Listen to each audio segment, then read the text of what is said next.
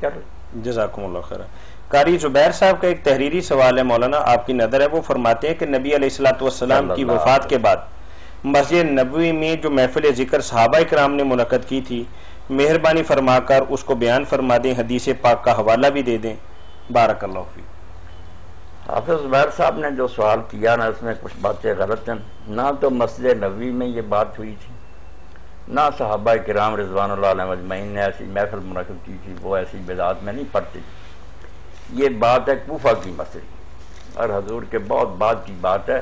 حضرت عبداللہ بن مسعود وہاں ہوتے تھے تو فجر کے لیے جب وہ نکلتے تھے نا، تو کئی صحابی ساتھی جا کر ان کے دروازے پر رہتے تھے کھڑے، ان کو ساتھ لے کر جاتے تھے۔ اس دن ایک آدمی پہلے مسجد چلا گیا، دیکھا کہ لوگ اکٹھے ہوئے ہیں، صحابی نہیں تھے، بعد کے لوگ ہی تھے۔ انہوں نے شروع کیا ہوتا ہے کہ کنکریاں پڑی جو کہتا تھا، یا ویسے ہی کہ 100 مرتبہ سبحان اللہ کہو، پھر پڑھتے رہتے تھے، پھر 100 مرتبہ لا الہ کرو، پھر پڑھتے تھے۔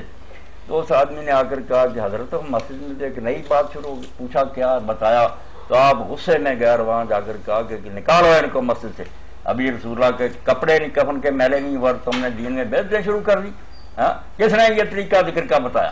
اور کہا کہ جتنے تم یہ ذکر کر رہے اتنے گناہ شمار کرو، ایک ایک ذکر پر تمہارا ایک ایک گناہ لکھا جا رہا ہے کہ تم دین میں بدعتیں ایجاد کرتے ہو۔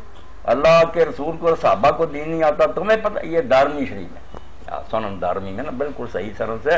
اگر منہاج الواضح اگر دیوبندی اپنا ساتھی ہے، اسے کہیں کہ مولانا سرفراز صفدر صاحب نے جو لکھی نا المنہاج الواضح راہ سنت، اس میں اس کے بارے میں لکھ کر یہی حدیث سارے حوالے دیے۔